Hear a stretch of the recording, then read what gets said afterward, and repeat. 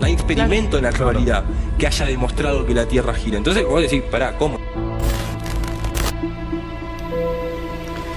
Hola, buenas a todos, ¿qué tal estáis?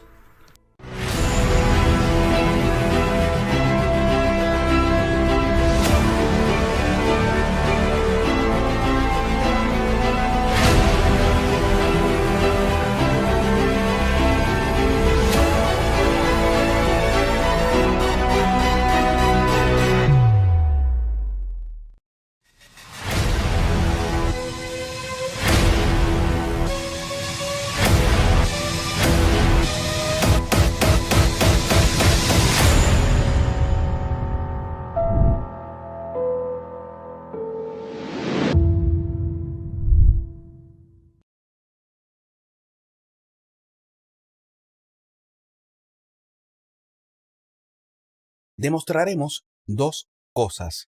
La primera será sobre el asunto del coeficiente de refracción y la segunda será la demostración del cálculo para la curvatura de un rayo luminoso por refracción atmosférica. Comencemos con el asunto del coeficiente de refracción. Tengamos presente que se puede medir con cualquier acelerómetro, como el de los teléfonos, que ocurre una aceleración en la caída libre cerca del nivel del mar, que es en promedio de unos 9,8 metros por segundo al cuadrado, cosa que reconoce sin más los del grupito ARFLAT, y cosa que se puede medir. Lo otro que hay que tener presente, terraplanistas, es que no hay evidencia empírica que muestre que la densidad de la atmósfera aumente exponencialmente con la altura. Todo lo contrario, decrece.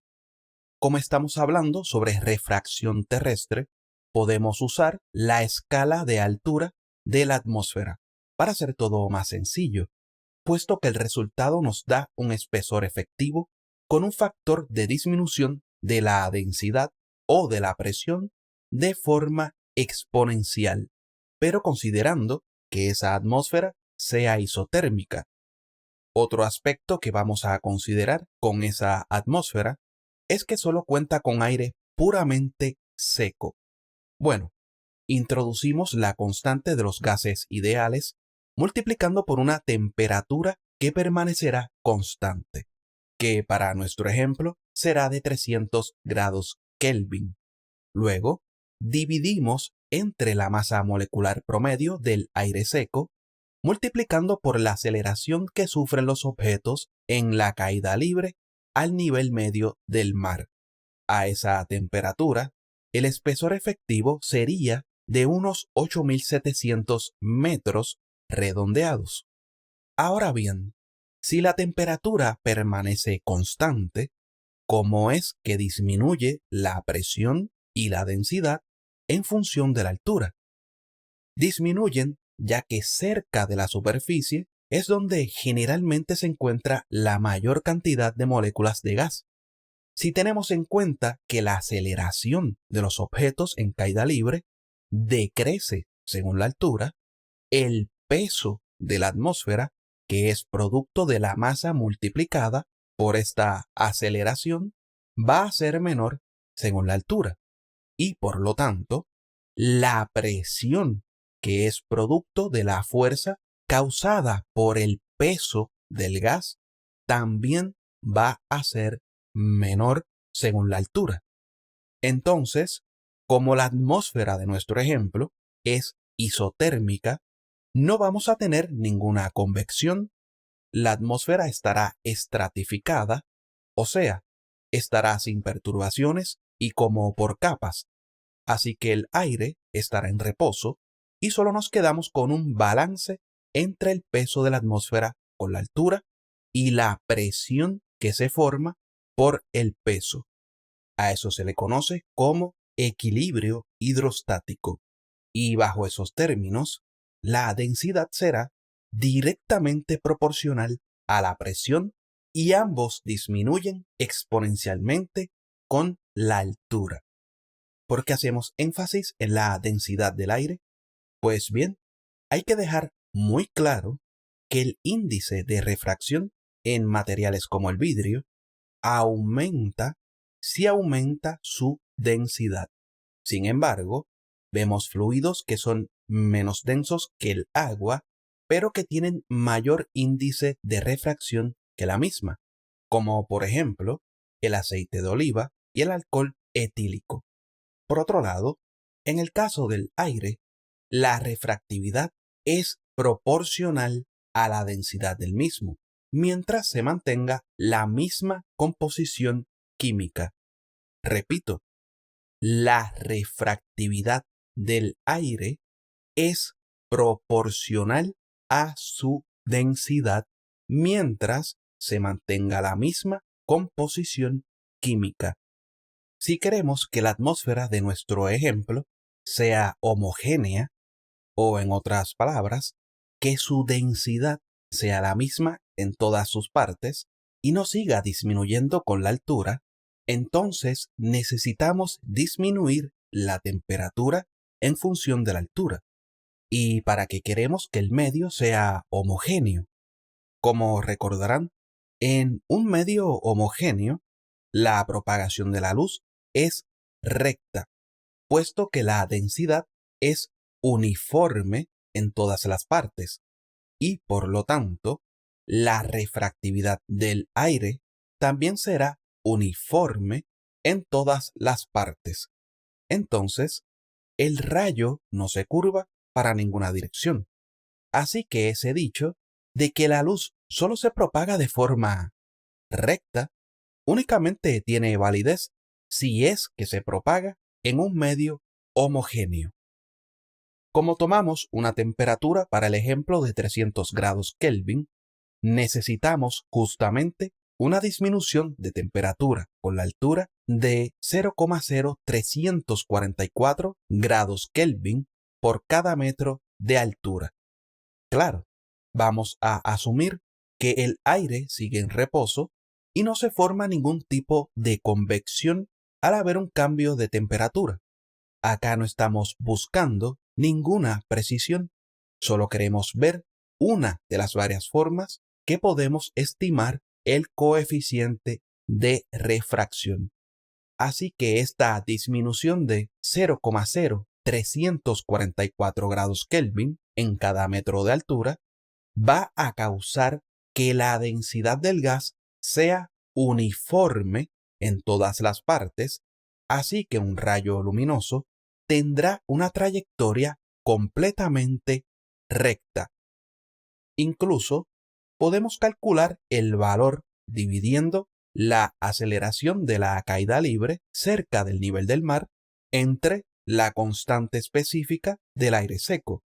Como ven, la diferencia es mínima a lo que calculamos con nuestra escala de altura. También podemos comparar el valor que nos salió con la ecuación que usamos en el primer video. Pueden notar que se usa un gradiente para el caso en donde la trayectoria de los rayos sería recta, con una disminución de 0,0343 grados Kelvin en cada metro de altura. Así que no estuvimos tan lejos en nuestro cálculo. Ahora consideremos el caso para los rayos que se curvarían según la curvatura terrestre. En el ejemplo tenemos dos arcos que definen la trayectoria de dos rayos que se propagan a diferentes alturas. El rayo AB debe propagarse más lentamente que A'B', si queremos que ambos lleguen al punto B y al punto B' de forma simultánea. Si recordamos, el índice de refracción describe la velocidad de propagación de la luz en un medio. Para saber cuál es la distancia de los radios de curvatura CA y CA' y los radios de curvatura CB y CB', podemos usar una disminución de la refractividad desde el punto C, que es el centro, hasta 6.371 kilómetros, donde estaría el nivel medio del mar y en donde la refractividad llega a su valor de 3.000 unidades. Y digo 3000 unidades porque el valor del índice de refracción es muy cercano al 1. Para la refractividad, generalmente se eleva a la sexta, por lo que en ese caso el valor sería de 300 unidades. Pero, para mayor precisión, se puede elevar a la séptima o a la octava. En nuestro caso, elevamos a la séptima, lo que nos deja con una refractividad de 3000 unidades. Entonces, ya sabemos que el valor de la refractividad es proporcional a la velocidad de propagación, pero si dividimos la refractividad a nivel de mar entre el radio terrestre, también será inversamente proporcional al radio terrestre, lo que nos deja con una reducción de la refractividad desde el punto C, que es el centro, hasta los 6.371 kilómetros de 0,0005 unidades. Como la refractividad es proporcional a la densidad del aire e inversamente proporcional a la temperatura, necesitamos un aumento de temperatura con la altura para que los rayos se curven según la curvatura de la Tierra y para que el rayo AB se propague más lentamente que A'B'. Multiplico el valor de 0,0005 unidades por 8700. Le resto 1, ya que no necesitamos incluir el radio terrestre. Eso quiere decir que nuestra temperatura inicial de 300 grados Kelvin tiene que aumentar 3,35 veces al llegar a los 8700 metros. Así que tenemos una inversión de temperatura vertical o un aumento de 0,116 grados Kelvin en cada metro de altura, que causará un gradiente de refractividad en el cual los rayos se curvarán según la curvatura terrestre. Recordemos que los conductos troposféricos ópticos se forman a partir de fuertes inversiones de temperatura y los espejismos superiores o fatamorgana se forman adentro de estos conductos troposféricos ópticos. Así que ya tenemos nuestro valor crítico para un gradiente de temperatura vertical en donde los rayos se curvan según la curvatura terrestre a cualquier altura, y tenemos un valor para un gradiente de temperatura vertical en donde los rayos se propagarían de forma recta. Eso nos deja con una relación donde podemos usar cualquier gradiente de temperatura local para estimar el coeficiente de refracción. El procedimiento es sumamente simple. Se suman ambos resultados, lo que nos deja con un valor aproximado de 0,15. Entonces, nuestra expresión para un gradiente arbitrario es K, que simboliza el coeficiente de refracción, es igual a 0,0344 menos gamma, dividido entre 0,15. Usemos el gradiente vertical de temperatura estándar y el gradiente adiabático seco para reemplazar la letra gamma y ver qué coeficiente de refracción obtenemos. Para el caso del gradiente de temperatura estándar, resulta un coeficiente aproximado de 0,18. Si usamos el gradiente adiabático seco, el coeficiente de refracción aproximado es de 0,16. Estos resultados solo son aplicables cuando el observador está cerca del nivel del mar.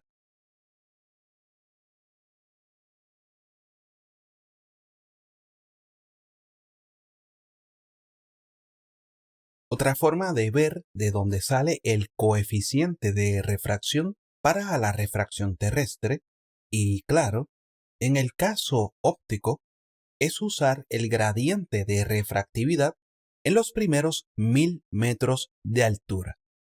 Podemos comenzar usando el cálculo de la escala de altura de nuestra atmósfera.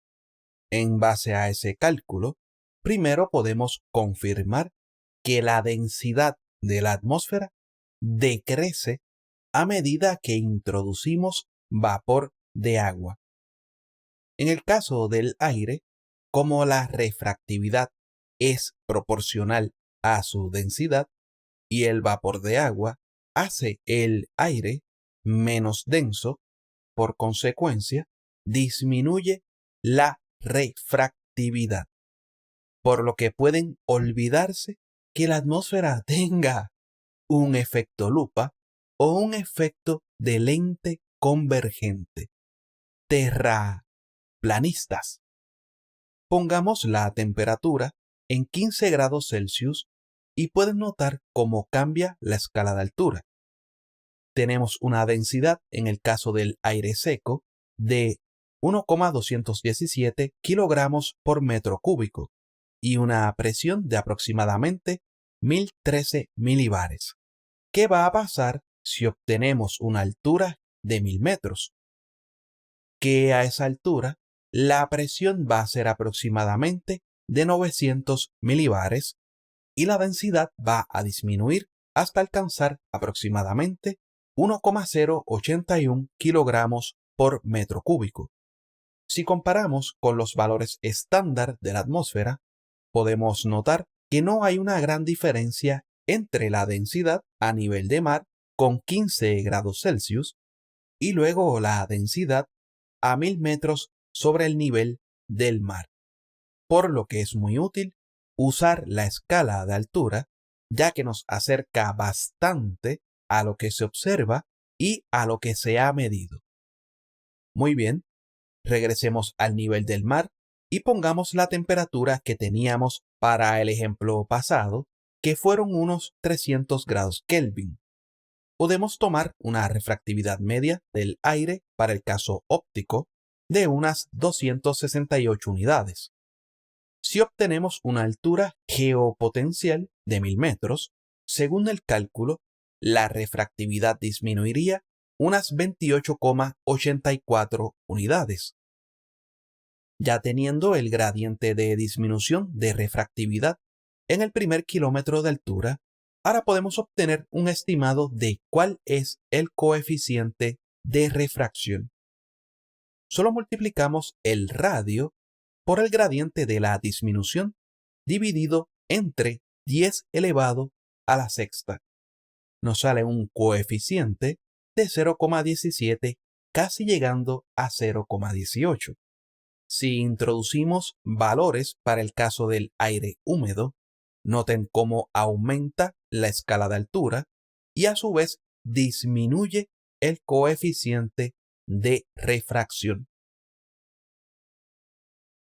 Por último, tenemos el método por las observaciones de campo.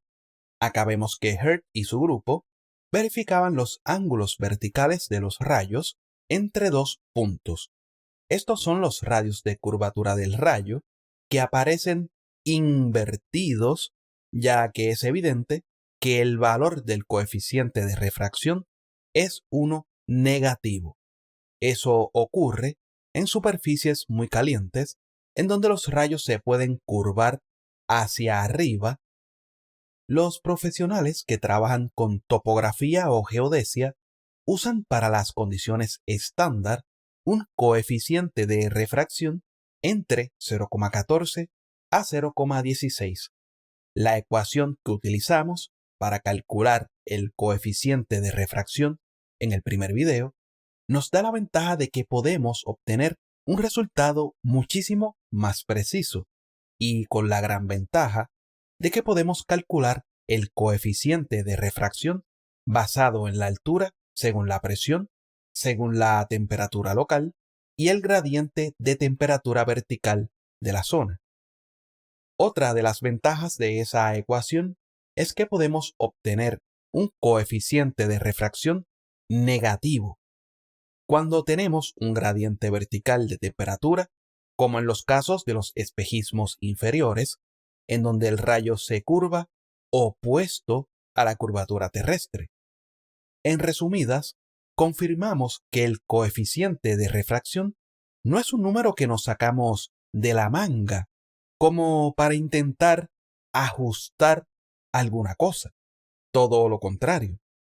Todo eso se basa en datos empíricos de temperatura, presión, densidad y refractividad del aire.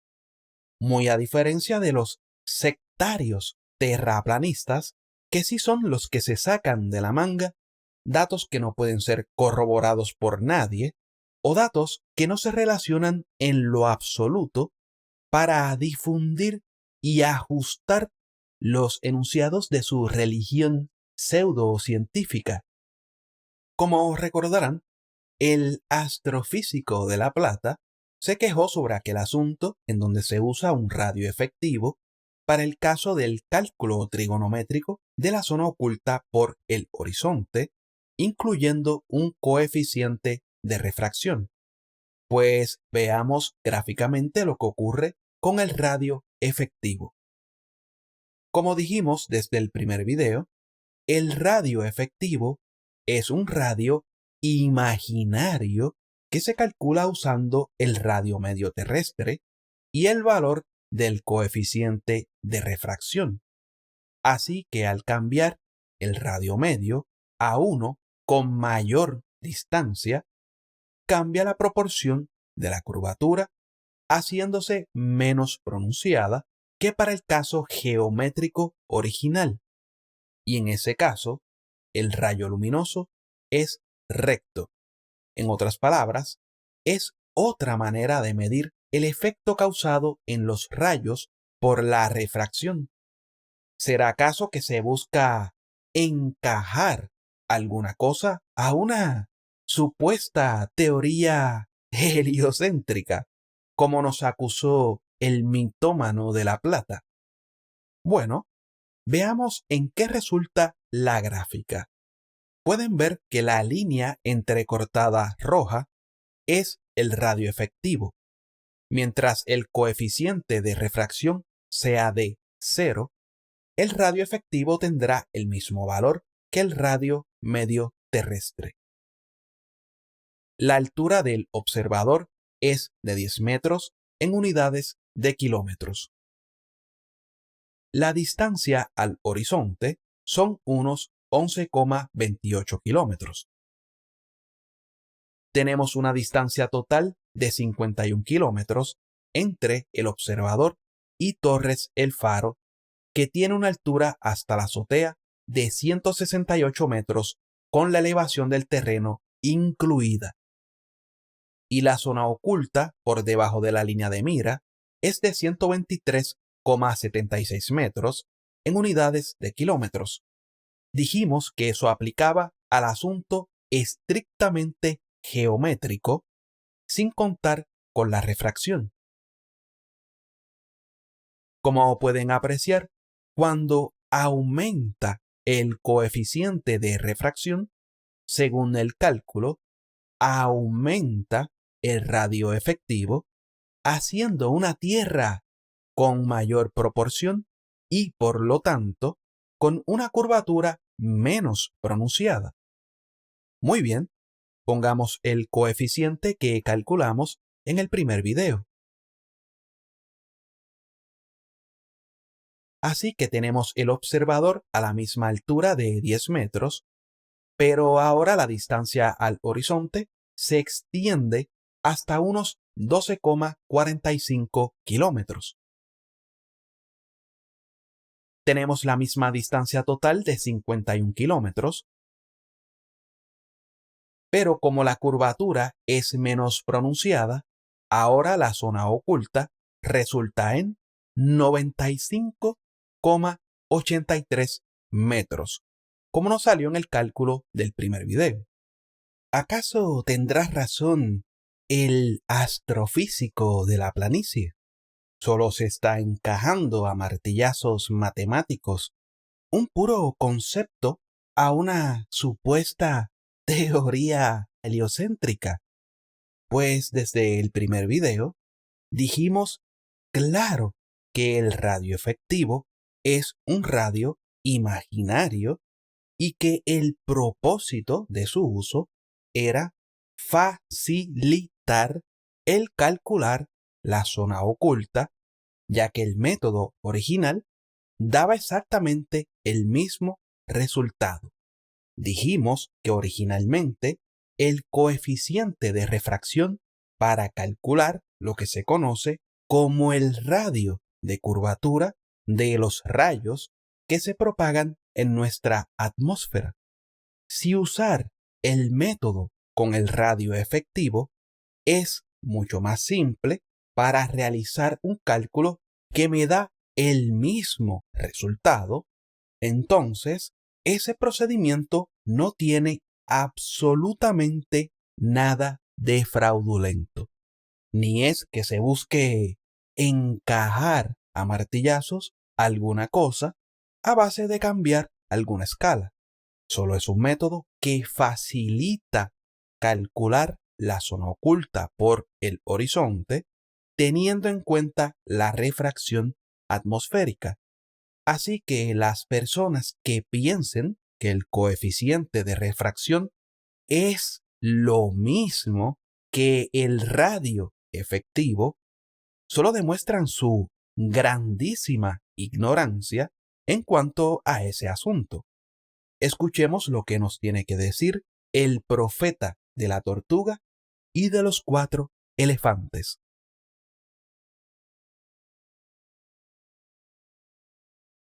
La refracción estándar dentro del modelo de la Tierra esférica es simplemente un fenómeno en el que lo que se intenta es hacer como una especie de ingeniería inversa y lo que uno no puede ver por distorsión atmosférica, estándar en cuanto a los fenómenos que suceden, se quiere trasladar geométricamente a una curva que no existe.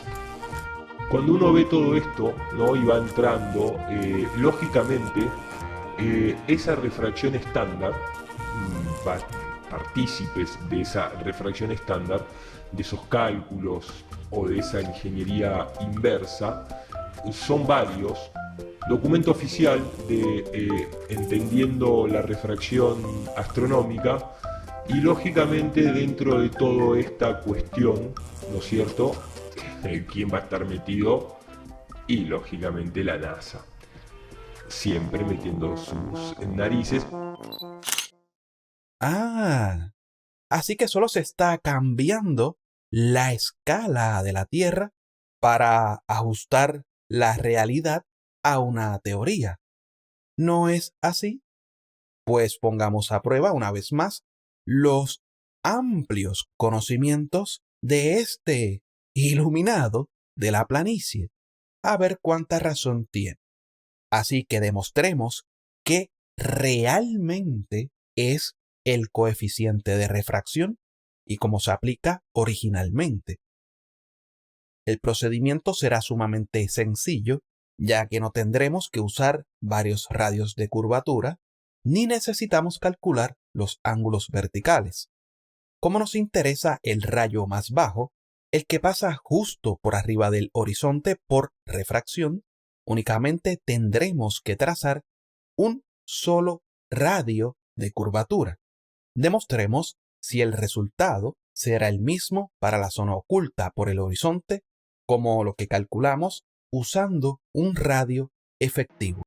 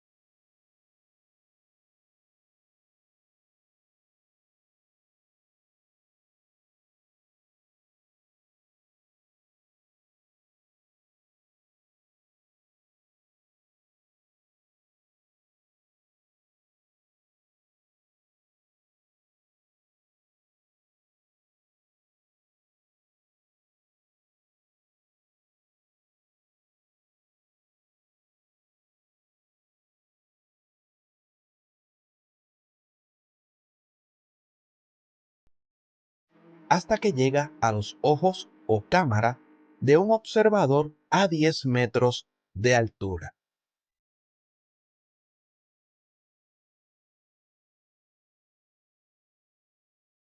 Pero bueno, vamos a ver esto de una forma más interactiva. Para un observador en la Rambla de las Américas, con una altura de 10 metros sobre el nivel del río La Plata, con unos edificios a una distancia media de 51 kilómetros en Buenos Aires, y con este coeficiente de refracción por las condiciones atmosféricas, tenemos una zona oculta de 95,83 metros. Pero antes de seguir, le voy a mostrar una vez más a los terraplanistas porque su tablita con las caídas no sirven ni para papel higiénico. Como siempre se les ha dicho, la línea tangente que se forma jamás toca ningún horizonte. A 51 kilómetros, la caída es de unos 204 metros que no me dicen absolutamente nada. El cálculo de la caída es completamente inservible, al menos para el asunto sobre el horizonte. Entonces, para el caso del horizonte, precisamente el horizonte es el punto de tangencia. De paso, quiero mostrarle a estos terraplanistas que dicen que los edificios a la distancia en la Tierra esférica deberían estar extremadamente inclinados.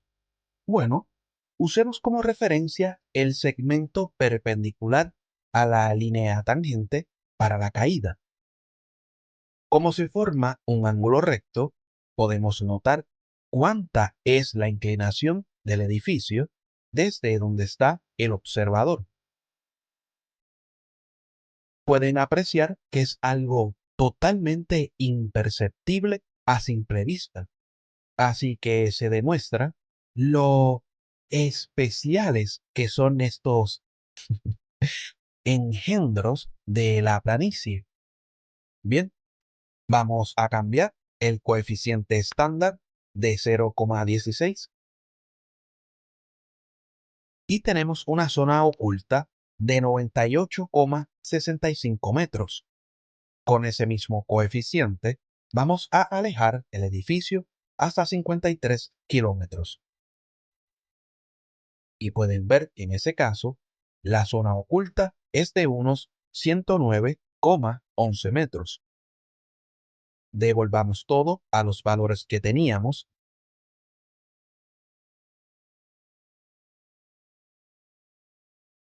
Y pueden notar cómo se va curvando un rayo a través de la atmósfera, ya que la misma no es un medio homogéneo. Así que el rayo se irá curvando hasta que llegue a los ojos o la cámara del observador. Y pueden apreciar cómo convergen tanto la línea de mira para el caso geométrico como el rayo luminoso cuando llegan al observador. Esto es lo que pasa físicamente con los rayos de luz según la refracción atmosférica.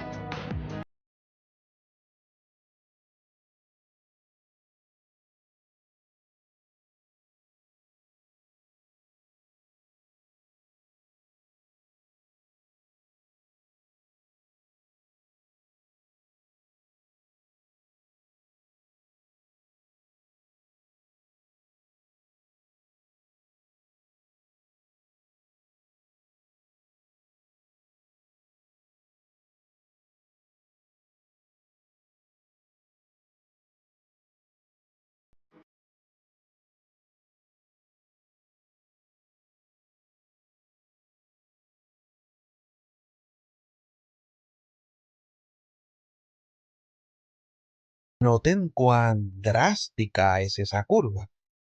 Claro, estamos siendo sarcásticos al extremo, ya que si eso le parece ridículo, exagerado o imposible al profeta de los 4 elefantes, imaginamos que esto le debe resultar sumamente irreal.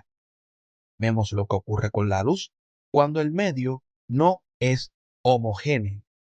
La luz se va a curvar desde el gas menos denso hacia el gas más denso. Si al sectario Planilandio le parece imposible está curvado un rayo, pero en esto otro no se queja, es más que evidente su grandísima hipocresía. Incluyamos la comparativa con el caso del Canigó y veamos cómo se curva físicamente un rayo luminoso que es reflejado desde el Canigó hasta la cámara u ojos de un observador. Como recordarán, el Planilandio de La Plata presentó de esta página en Facebook las siguientes fotografías. La distancia hasta el Canigó fueron unos 265 kilómetros y la altura de la cima del Canigó son unos 2.785 metros. Comparemos esto.